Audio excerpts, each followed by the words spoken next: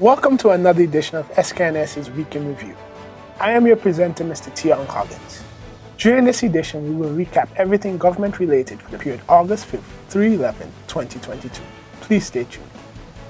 The St. Kitts and Nevis Labour Party, led by Dr. the Honourable Terence Drew, has convincingly won the federal general elections in St. Kitts and Nevis held on August 5th, 2022, by taking 6 of the 11 seats that were contested. The elections were observed by the Organization of American States, OAS, CARICOM, and a number of local NGOs. Dr. Drew was declared the winner in constituency number 8, taking 2,950 votes, gathering 60.2% of the votes cast. Dr. Denzel Douglas won in constituency number 6 with 1,926 votes, compiling 82.2% of the votes cast. Conris Maynard was announced the winner in constituency number 3 with 1,747 votes, amassing 64.8% of the votes cast. Marsha Henderson won in constituency number 2 with 1,841 votes, picking up 57.3% of the votes cast. Dr. Jeffrey Hanley emerged victorious in constituency number 1 with 1,997 votes, totaling 60% of the votes cast, and Samal Duggins triumphant in constituency number 4 with 1,269 votes, accumulating 54.1% of votes cast. Dr. the Honourable Terence Michael Drew was officially sworn in on Saturday, August 6, 2022, as the 4th Prime Minister of the Federation of St. Kitts and Nevis by His Excellency Sir S.W. Tapley Seton, Governor General, during a significant ceremony at Government House. Dr. Drew was sworn in after the St. Kitts and Nevis Labour Party convincingly won the federal general elections held on August 5, 2022, taking 6 of the 11 seats that were contested. He was administered the oath of office, the oath of allegiance, and the oath of secrecy in front of elected representatives of the St. Kitts and Nevis Labour Party, members of the Diplomatic Corps, special invited guests, and members of the media. It is indeed an esteemed pleasure to be given the opportunity by the people of St. Kitts and Nevis to be their Prime Minister. I consider it an office of service. And I also recognize that it is an office that I do not own, and I am only here at the behest of the people. And I also know that I am here for a limited time.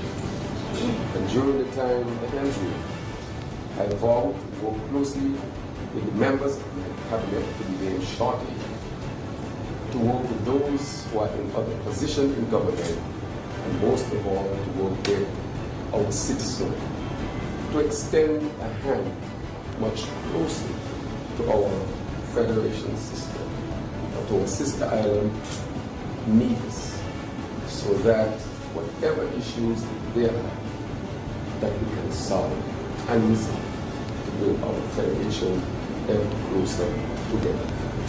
I look forward over the next 5 years to serving the people of St. Kitts and Nevis with distinction, with respect, on the principles of good governance, transparency, integrity, so that our nation can be counted among those that are of esteem.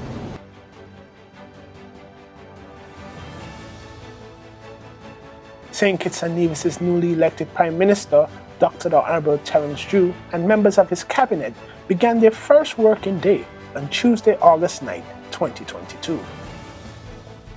The Prime Minister, along with elected members, Dr. the Honourable Jeffrey Hanley, the Honourable Marsha Henderson, the Honourable Conris Maynard, the Honourable Samal Duggins, the Right Honourable Dr. Denzel Douglas, were warmly welcomed with loud applause and smiling faces from the staff at government headquarters, who excitedly awaited to greet and applaud the newly elected parliamentarians. His Excellency Kenneth Douglas accompanied the new cabinet.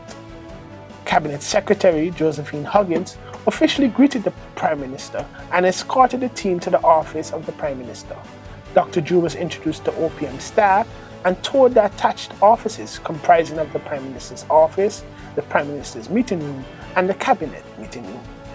The elected officials then had a private meeting following the tour.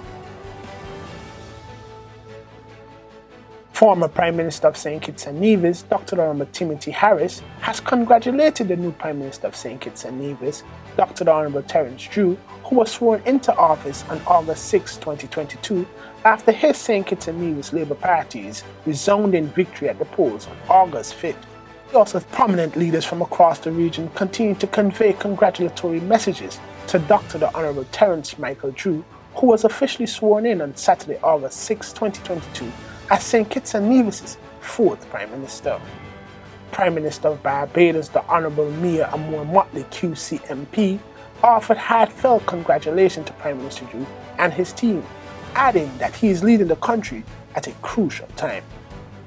Prime Minister Drew also received greetings and well wishes from President of the Republic of Cuba, His Excellency Miguel Diaz-Canel Bermudez, Prime Minister of St. Lucia, the Honorable Philippe Jean-Pierre, Premier of Montserrat, the Honorable Joseph Farrell, Prime Minister of Jamaica, Andrew Holness, President of the Bolivarian Republic of Venezuela, Nicolas Maduro Moros, and President of the Republic of China, Taiwan, Her Excellency Dr. Tsai Ing-wen, among many others.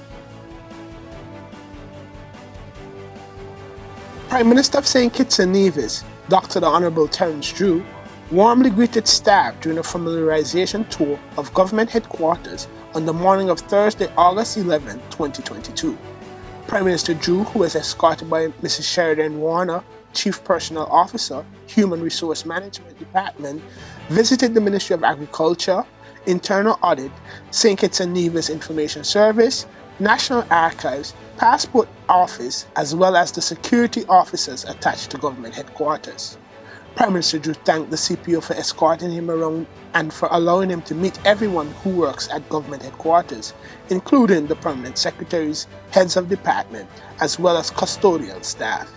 We had a tour this morning of the government headquarters. I want to thank Ms. Warner for carrying me around and allowing me to meet everyone who works here, from the PSAs, head of departments, down to those who keep the physical environment clean.